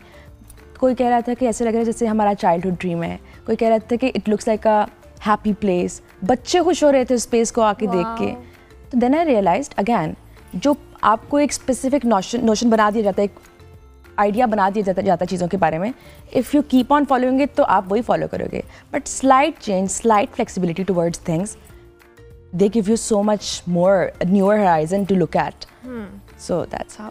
वाह इंटरेस्टिंग, मुझे मज़ा आ रहा है इस कॉन्वर्सेशन का। अच्छा जुबैरिया, मुझे ये बताओ कि अभी तक कहाँ कहाँ डिस्प्ले किया है अपने आर्ट को, सिंस आपने पढ़ाया भी है, how was that experience? Because art करना और उसको बताना और समझाना और पढ़ाना, इट्स अनदर थिंग। दो के एनसीए के अंदर students they are very well aware of art in every form of art, but still I think ever since I graduated मैंने स्टार्ट ऑफ किया था वर्कशॉप से। That was a great bridge for me, because उस workshops में मेरे as fellows भी थे, मुझसे बहुत सारे बड़े लोग भी थे। There were a lot of people जो कि आर्ट बैकग्राउंड से बिल्कुल भी नहीं थे। That was a very interesting experience. आपको सीखने को बहुत मिल रहा होता है, सच में सीखने को बहुत मिल रहा था, क्योंकि if somebody is coming from their own practice, उनका आर्ट से लिंक है या नहीं है, anyways they will bring some knowledge to you. जब आप सिखा भी रहे हो, आप इंस्ट्रक्टर ट्यूटर भी हो, तब भी आपको सीखने को बहुत मिलता है। With students too, I have taught students my age, my seniors, और उसमें भी ये है कि आपको नई डायमेंशन मिल रही है। It's challenging in on initial stage, but once I think एक अच्छा टीचर वही होता है ना जो स्टूडेंट, अगर 10 स्टूडेंट भी है ना, उन सब 10 बच्चों की हर एक के लेवल पे आके बात करे और उनको उस लेवल पे सिखाए। मेरा so far teaching experience has been great. Okay okay, so Zubairia अभी मुझे ये बताओ, ग्लोबल आर्ट एम्बेसडर ये भी एक नॉमिनेशन है, और उसके अलावा भी सिंस इतने सारे आर्टिस्ट हैं पाकिस्तान में जो आई एम ग्लैड कि अब उनको रिकग्निशन मिलना शुरू हुई है, अपॉर्चुनिटीज़ मिल रही है, but at the same time internationally बहुत सारे आर्टिस्ट हैं जिनसे आप इंस्पिरेशन लेते हैं, जिनके काम को पसंद किया जाता है। Can you name any few? या so internationally there is one artist जिसका काम मुझे बहुत पसंद है। I love Kiki Smith. I really love there is this Japanese artist, I totally forgot his name. It's okay. It's yeah. fine. Okay. But there are local artists that I really look up to and I'm inspired by. My contemporaries, my seniors. There's an artist called Kurutalandar. She's an amazing painter. Amna Suhail was on show. Yeah, amazing she was artist. amazing. Saad Ahmed, he's also a printmaker. He was Okay. also my professor at NCA. Amazing. Laila Rahman, she's amazing. There are so many newer artists and older ones जिनको recognition मिल रही है और नहीं भी मिली है. I think things like this, these shows, और अब all over Lahore जो चीज़ें होने लगी हैं, these are great initiatives towards artists. Absolutely. And I think I can't just pin one artist or few. There's Yeah. so many There's great so artists many, out there. क्योंकि आपको किसी ना किसी का कुछ ना कुछ अच्छा कर रहा होता है, इंस्पायर कर रहा होता है। बिल्कुल। And I believe you are so right कि एक आर्टिस्ट के लिए, बिकॉज हम अंडरस्टैंडिंग आम पब्लिक की शायद उतनी ना हो, एज एन आर्टिस्ट आपकी बहुत सारी होती है और आप हर आर्टिस्ट के काम को डिफरेंट पर्सपेक्टिव से ऑब्जर्व कर रहे होते हो। So what are your future plans? क्या सोचा हुआ है? अपने सोलो एग्जीबिशंस किए हैं या करने हैं? क्या सोचा हुआ है? So my plan was after 6 years of my graduation, I'm going to do my solo show, which is going to be next year. Inshallah. Inshallah. So far I've been doing group shows, और वो बहुत interesting, बहुत अच्छे जा रहे हैं. I have a show coming in November and December both. Yeah, so solo show is going to be next year. Next year, okay इंशाल्लाह। सो जुबैरिया, हमारे प्लेटफॉर्म से कोई भी मैसेज देना चाहो यंग आर्टिस्ट को, बिकॉज ऑब्वियसली हर एक को इनकरेजमेंट चाहिए होती है, आपको रिकग्निशन चाहिए होती है, कुछ भी। I would just like to say that keep doing what you're doing. It doesn't matter if you're not getting your success, doesn't matter if you're not getting your money. Now, you just have to be patient. That's all. आपको सब मिलेगा. I think ऐसा possible नहीं है अगर आप honesty और loyalty के साथ कोई भी चीज़ करो, be it profession or just life in general. You'll always get success. You'll always get whatever you wish for, be it money, fame, success or peace of heart. अल्लाह ताला आपको हमेशा वो चीज़ देंगे अगर आप पूरी लॉयल्टी और ऑनेस्टी एंड पेशेंस के साथ करोगे. Absolutely, you're so right. Thank you very much, Jubairiya. It was lovely having you on the show. Zubairia नवाज़ हमारे साथ मौजूद थी, अपने काम के हवाले से बता रही थी, और इस तरह के आर्टिस्ट डेफिनेटली जी ये बहुत ज़बरदस्त काम कर रहे हैं, और इनकी जो कंट्रीब्यूशन है टुवर्ड्स सोसाइटी, ये भी आप किसी तौर पे नज़रअंदाज नहीं कर सकते. हम ब्रेक लेते हैं, ब्रेक के बाद वापस आते हैं. Welcome back to good morning public जी. ब्रेक के बाद वापस आ गए हैं. अब जिस टॉपिक के हमने ऊपर बात करनी है वो बड़ी इंपॉर्टेंट इसलिए है क्योंकि हम बहुत कैजुअली कहते हैं कि जी हमें एंजाइटी हो रही है, हमें डिप्रेशन हो रहा है, हमें इस तरह के बहुत सारे मसाइल का सामना करना पड़ रहा है, बट एक्चुअली में बहुत सारी ऐसी रीज़न्स होती हैं, रूट कॉजेज़ होते हैं जिसको हम आइडेंटिफाई नहीं कर पाते कि ये जो एंजाइटी है, जिसे हम इज़्तिराब कहते हैं, बेचैनी कहते हैं, ये हमारी रोज़मर्रा ज़िंदगी को कैसे मुतासर कर रहे हैं. दुनिया भर में लाखों अफराद इस हवाले से मुतासर हैं. अलबत्ता कभी कभार हम परेशानी या घबराहट के जो एहसासात हैं उसका तज्जिया करना बड़ा जो कह लें मुमकिन नहीं हो पाता। और आज हम इसी पे बात करेंगे कि कैसे लोग स्ट्रगल करते हैं इस एंजाइटी को ओवरकम करने के लिए और उन्हें क्या क्या मेथड्स अप्लाई करने चाहिए, क्या नहीं करना चाहिए। इस वक्त सारा इसहाक हमारे साथ मौजूद हैं, क्लिनिकल साइकोलॉजिस्ट, इनको हम खुशामदीद कहते हैं। थैंक यू सो मच सारा। वैसे हमने बड़ा कॉमनली सुना जी एंजाइटी हो रही है मुझे बहुत ज़्यादा, मुझे वो डिप्रेशन हो गया है, बेचैनी सी फील हो रही है और हमें पता नहीं चल रहा होता क्या है, कोई मतलब एक उलझन सी का शिकार रहते हैं। हमें ज़रा बताएं कि दुनिया भर में बहुत सारे लोग अब विद टाइम चीज़ें इस तरह से एक्सपीरियंस कर रहे हैं, ये है क्या और वजूहात क्या है? अच्छा, सबसे पहले तो हमने एंजाइटी, इज़्तिराब या जिसे हम एंक्शसनेस कहते हैं, पहले हमने देखना है कि नॉर्मल ह्यूमन इमोशन है। ठीक है। मिसाल के तौर पे अगर आप शेर को देख के आपको इज़्तिराब महसूस हो रहा है या एंजाइटी हो रही है, तो वो एंजाइटी आपको मैसेज क्या दे रही है, वो एंजाइटी दे रही है या आप अपने आप को बचाएं, हिफाजती इक़दाम करें। तो इसकी ना एक एडेप्टिव क्वालिटी है एंजाइटी हर ह्यूमन इमोशन की। लेकिन ये पैथोलॉजी या बीमारी कब बनता है? जब ये डिसफंक्शन क्रिएट करने लग जाता है। मिसाल के तौर पे इसकी चंद एक सूरतें मौजूद हैं, DSM-5 जिसे हम कहते हैं, जो ज़हनी अमराज के हवाले से जिनमें हमने इकसाम बेशतर एंजाइटी डिसऑर्डर्स की देखी हैं। उनमें से सबसे पहले जैसे सोशल फोबिया। सोशल फोबिया के अंदर लोगों सोशल सिचुएशंस का फियर है कि वहाँ पर जाके लोग मुझे देख रहे होंगे, मेरे बारे में क्या सोच रहे होंगे, मुझे नेगेटिवली इवेल्युएट कर रहे हैं। और ये जो सोशल एंजाइटी है, इससे उनको खौफ महसूस होता है और साथ साथ अवॉइडेंस इतनी ज़्यादा आती है। मिसाल के तौर पे कुछ स्टूडेंट्स आएंगे, हम प्रेजेंटेशन नहीं देते, हम सेशनल अपना 0 लगवा लेते हैं, लेकिन हम प्रेजेंटेशन नहीं देंगे। अगर एंजाइटी से डिसफंक्शन आना शुरू हो गया तो इसका मतलब है कि बीमारी की शक्ल इख्तियार कर गया। लेकिन अगर एंजाइटी आपको अडेप्ट करने में मददगार साबित हो रही है तो इसका मतलब ये है कि वो बीमारी नहीं है। मिसाल के तौर पे अगर मेरा कल पेपर है और मुझे एंजाइटी हो रही है, तो एंजाइटी सिर्फ मुझे पैगाम दे रही है कि प्रिपेयर करूँ मैं पेपर के लिए, और अगर मुझे मोटिवेट कर रही है तो दैट इज़ फाइन, वो बीमारी नहीं है। तो कुछ लोग एंजाइटी के नाम को बहुत ज़्यादा कैटास्ट्रोफाइज भी कर लेते हैं कि ये पता नहीं ये इससे बचना है, ये इमोशन अवॉइड करना है किसी तरीके से, लेकिन it's a normal human emotion. Dysfunction कब क्रिएट होता है?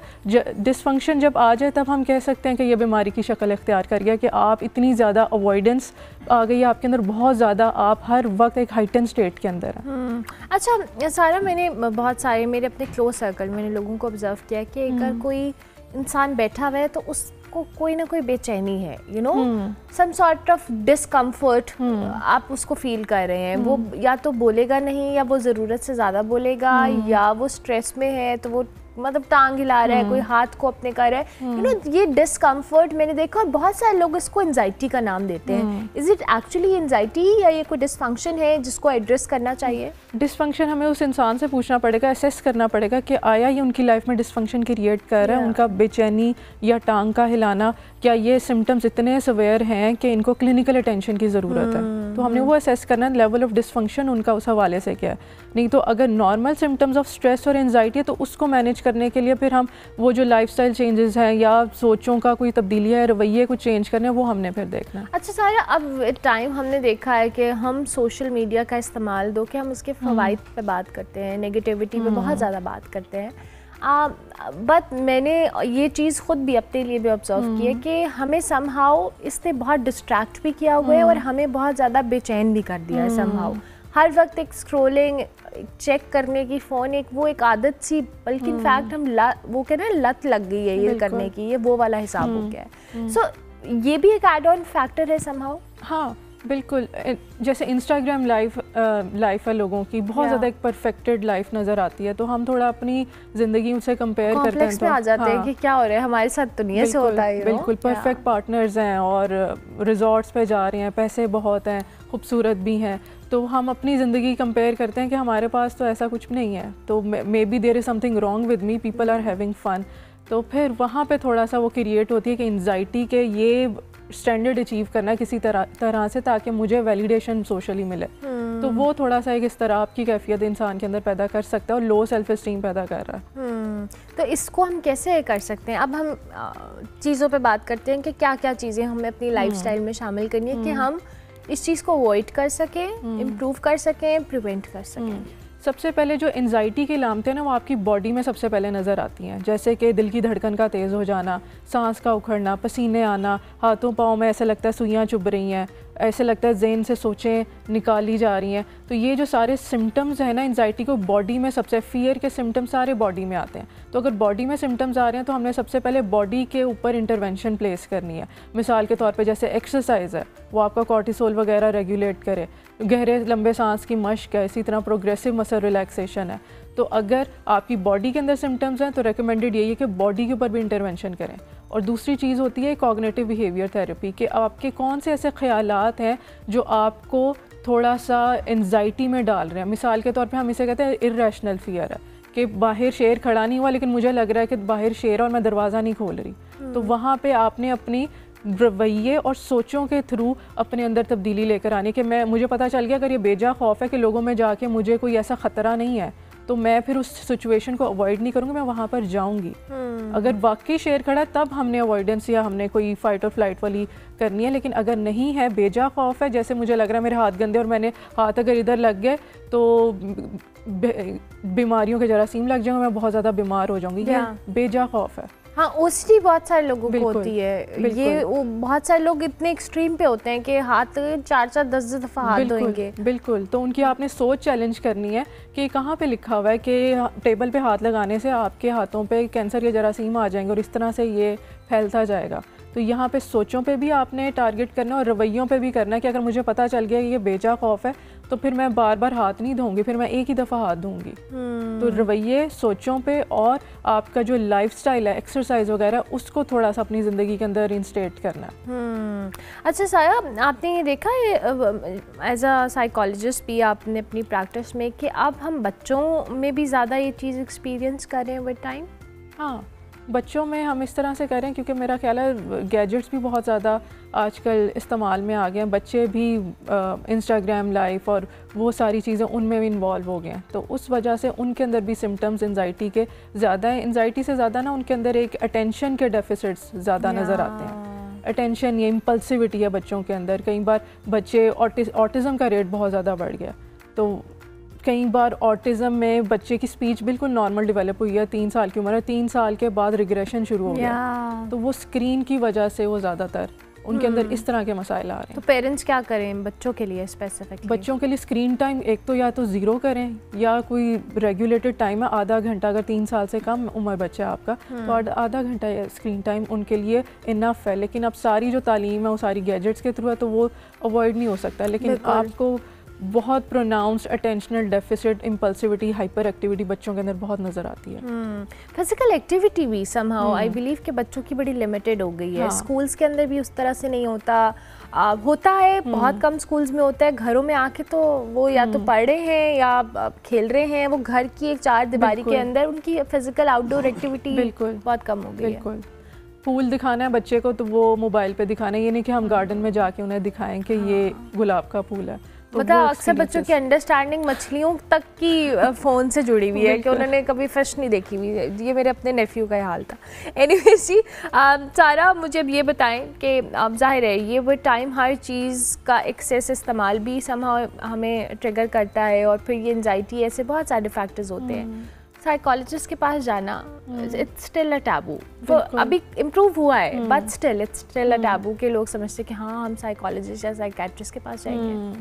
हाँ, सबसे पहला तो लोगों को ये ख्याल आता है कि साइकोलॉजिस्ट के पास पागल लोग जाते हैं, कुछ मफरूज़ हैं, मिथ्स हैं कुछ। साइकोलॉजिस्ट बातों से कौन ठीक होता है और मनफी सोचें मस्बत सोचों में करनी है, तो ये सारे मिथ्स हैं साइकोलॉजिस्ट के बारे में। और जब तक आप साइकेट्रिस्ट के पास जाते हैं, दवाई ने आपके ख्यालात या आपका रवैया नहीं बदल देना। दवाई ने उसका रोल बहुत है, 50% काम न्यूरोटिक डिसऑर्डर्स के अंदर जैसे एंजाइटी डिसऑर्डर्स है वो दवाई का ही है, लेकिन दवाई ने आपके ख्यालात नहीं बदल देने। तो उसके लिए वहाँ पे साइकोलॉजिस्ट का रोल आता है और वहाँ पे वो आपके ख्यालात पे, आपके रवैये जो आपको सर्व नहीं कर रहे, जो आपकी बीमारी या इलामतें मेंटेन कर रहे हैं।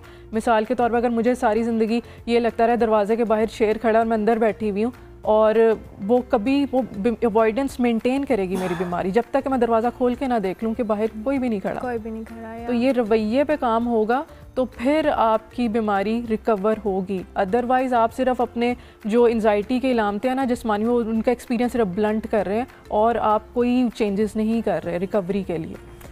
सो जितनी आपकी फ़िज़िकल हेल्थ इंपॉर्टेंट है उतनी आपकी मेंटल हेल्थ भी इंपॉर्टेंट है। अगर ये बात हमें समझ आ जाए तो हम फिज़िकल से ज़्यादा मेंटल हेल्थ पे काम करना शुरू कर दें, क्योंकि उसका आपस में बहुत गहरा कनेक्शन है। थैंक यू वेरी मच सारा, बहुत शुक्रिया। सारा इसाक हमारे साथ मौजूद थी जी, क्लिनिकल साइकोलॉजिस्ट, और एंजाइटी को ओवरकम करने के लिए और उसको एड्रेस करने के हवाले से हमसे बात करी थी। ब्रेक लेते हैं, ब्रेक के बाद वापस आते हैं।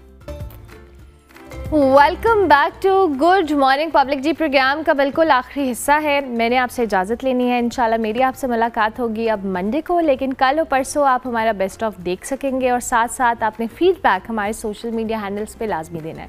जाते जाते जी NCA के 150 साल मुकम्मल होने की खुशी में जी ZQ आर्ट गैलरी में NCA के इश्तराक से एक एग्ज़िबिशन की गई। इस एग्ज़िबिशन के हवाले से हसन खालिद की आप रिपोर्ट देखें।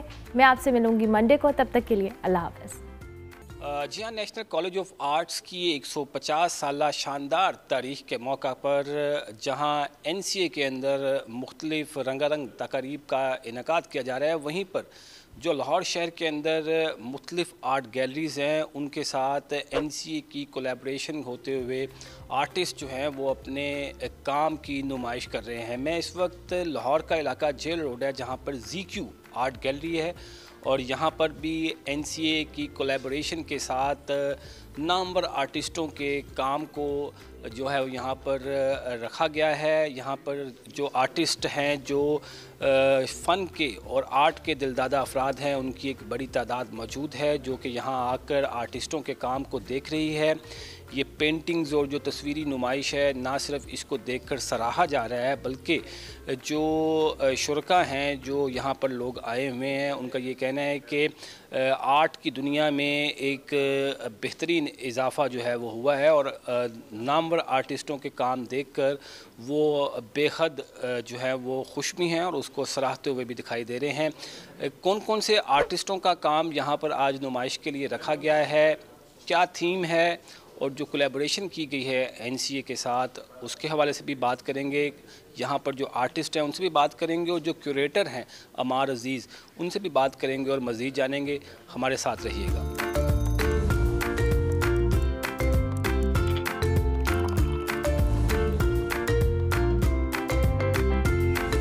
जी हाँ, यहाँ पर आर्ट के दिलदादा अफराद की एक बड़ी तादाद है जो कि आज की इस नुमाइश को देखने के लिए मौजूद है। आर्टिस्टों के काम को सराहा जा रहा है। मेरे साथ अभी एक नौजवान मौजूद हैं जो कि ख़ुद भी आर्टिस्ट हैं और यहाँ पर आए हुए हैं, इस काम को देख रहे हैं। उनसे बात करते हैं और जानते हैं कि उनका क्या कहना है। अस्सलाम वालेकुम, मुझे ये बताइएगा कि यहाँ पर आप आए हैं, आर्टिस्टों के काम नुमाइश के लिए रखे गए हैं, क्या कहेंगे, कैसा काम लग रहा है?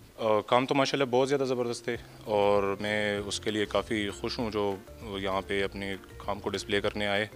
और काम माशाल्लाह ऐसा है कि मतलब मैं ये देख रहा हूँ कि मतलब जो आर्टिस्ट है हमारे, वो एक न्यू एरा में जो है ना स्टेप इन कोशिश कर रहे।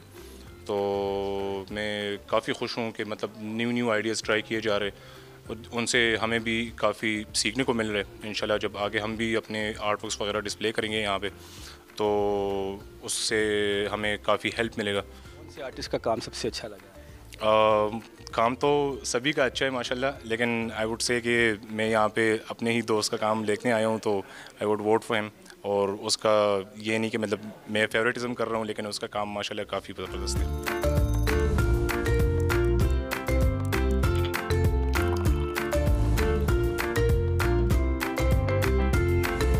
जी, इस वक्त मेरे साथ मौजूद हैं, क्यूरेटर हैं अमार अजीज़ ZQ आर्ट गैलरी के। उनसे बात करते हैं और जानते हैं कि आज की जो ये एग्ज़िबिशन सजाई गई है, इसकी थीम क्या है और उन्वान क्या है इसका, और आर्टिस्टों के काम के बारे में भी इनसे जानेंगे। अस्सलाम वालेकुम अमार भाई, मुझे बताइएगा कि माशाल्लाह बड़ा बेहतरीन काम डिस्प्ले किया गया है मुख्तलिफ आर्टिस्ट का। आज की इस नुमाइश की थीम थोड़ा बताइएगा और प्लस बताइएगा कि कोलैबोरेशंस भी सुनने में आया कि हुई है, तो उस बारे में थोड़ा। जी बहुत शुक्रिया। असल में ये गैलरी एक नए इंस्टीट्यूट का पार्ट है, Zeenat Qureshi institute of digital arts, जो हमने अभी रिसेंटली इनिशिएट किया है। और हमारा मकसद ये है कि हम आर्ट एजुकेशन को थोड़ा आवाम तक लेके जाएं, उन लोगों तक जो नहीं अफोर्ड कर सकते महंगे आर्ट कॉलेजेस अदारे। ये जो शो है आज का, ये NCA की 150 साला तकरीबात हो रही हैं, NCA ट्रिनाले उनके साथ पार्टनर किया है और बहुत अच्छे यंग आर्टिस्ट का काम इसमें लगा हुआ है। इसका टाइटल है अनहोल्डिंग अनकैरिंग, और इसका कॉन्सेप्ट ब्रीफली ये है कि हम किस तरह से अपनी पर्सनल इंटीमेट स्पेसेस में हम वी ऑल कैरिंग समथिंग और uncarrying something, and sometimes we are being carried by other objects और other people, and how that sort of affects our day-to-day life, or how does it sort of reflect, what does it say about our loneliness and silence. Subtle सा थोड़ा इस तरह से सारा काम जो है वो इसी मौजू के इर्द गिर्द है।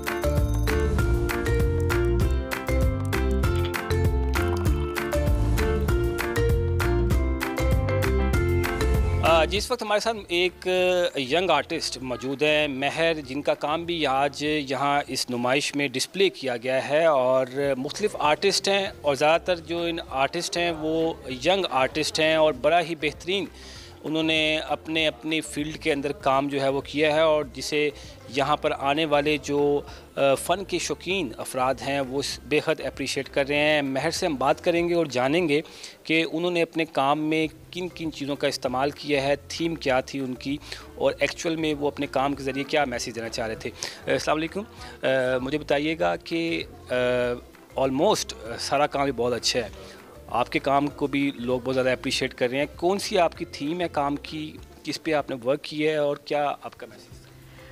मैं बेसिकली फेमिलियर स्पेसेस पे काम करती हूँ, spaces that we see usually around us but we don't notice them, और वो स्पेसेस जो एक प्रेजेंस और एब्सेंस की फीलिंग देती हैं, ठीक है।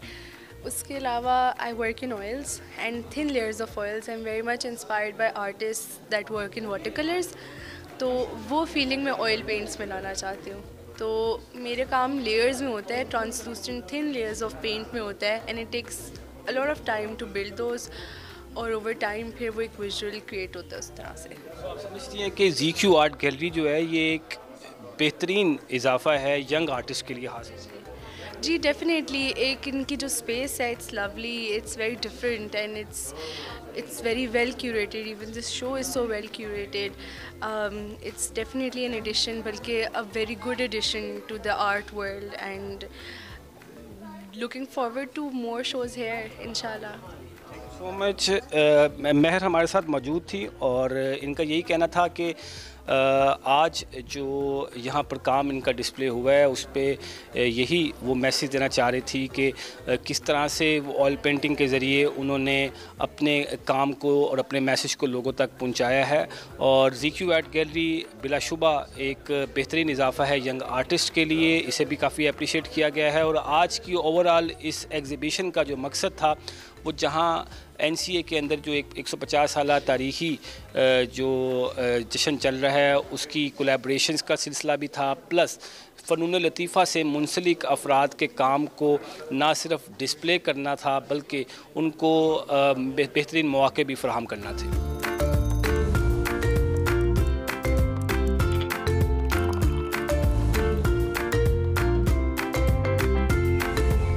जी हाँ, इस वक्त हमारे साथ डॉक्टर अतर मसूद हमारे साथ मौजूद हैं।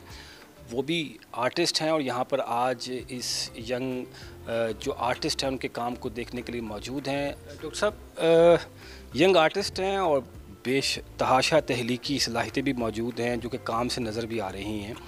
आपने आज के इन आर्टिस्ट का काम देखकर क्या चीज़ें ऑब्ज़र्व की हैं मोस्टली के, और मुस्तकबिल में क्या समझते हैं कि हमारी आर्ट की दुनिया और जो आर्ट की एक तारीख़ है वो रोशन है या तारीख़ होने जा रही है?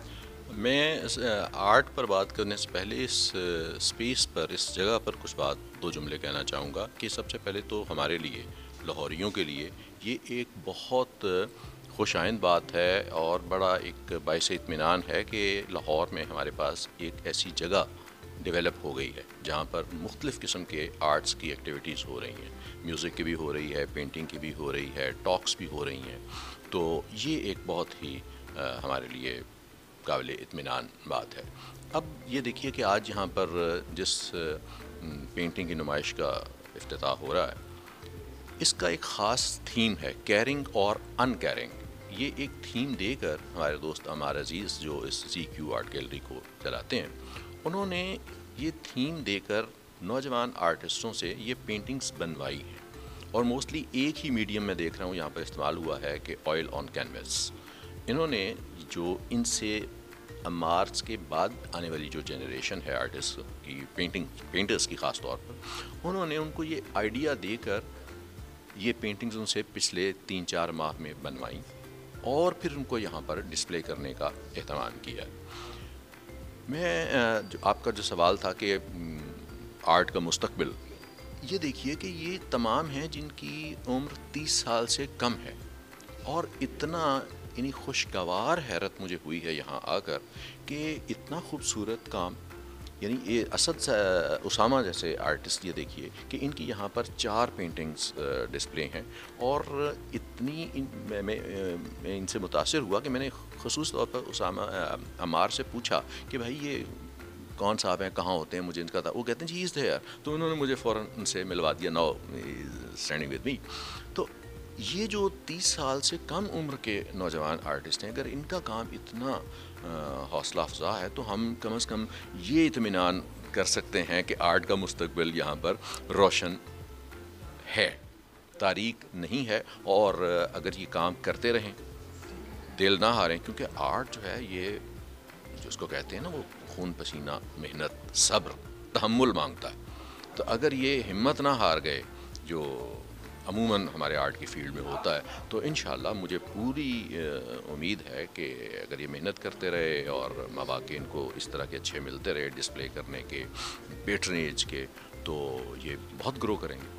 बहुत शुक्रिया। डॉक्टर अतर हमारे साथ मौजूद थे और इनका यही कहना था कि हैरत अंगेज़ तौर पर उनको हैरानगी ये भी हुई यहाँ आकर के नौजवान आर्टिस्टों का काम जिस तरह से यहाँ पे डिस्प्ले हुआ है और जिस मेहनत के साथ उन्होंने काम किया है, उससे वो इस बात के तो दाई हैं कि आर्ट का जो मुस्तकबिल है वो यकीनन रोशन है। ये नौजवान अगर मेहनत करते रहेंगे तो बिलाशुबा आगे आने वाले अरसे में मज़ीद अपॉर्चुनिटीज़ और मज़ीद दरवाज़े जो हैं वो खुलेंगे। और अनकेयरिंग अनहोल्डिंग के नाम से जो आज की इस नुमाइश का मकसद था, वो बेसिकली फ़नून लतीफ़ा की अहमियत को उजागर करना था। और मेरे ख़्याल से अमार अज़ीज़ ने बड़े बेहतरीन अंदाज से यंग आर्टिस्टों को मौका देकर अपने इस मिशन को ना सिर्फ पाया तकमील तक पहुंचाया है, बल्कि फ़नून लतीफ़ा की जो अहमियत को बेसिकली उजागर करना था, उसमें भी वो कामयाब हुए हैं। अपने नुमाइंदा हसन खालिद को ZQ आर्ट गैलरी से इजाज़त दीजिए।